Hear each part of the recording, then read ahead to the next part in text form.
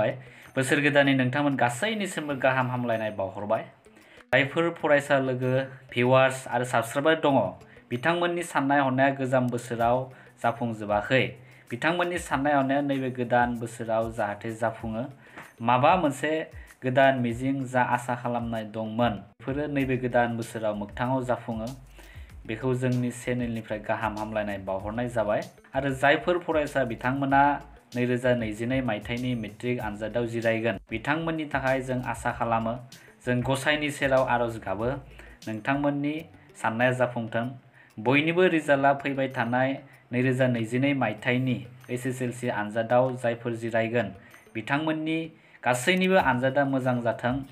बेखौ गसाइनि सेराव आरज गाबबाय आरो जोंनि चेनेलनि गेजेरजों आसा खालामनाय जाबाय।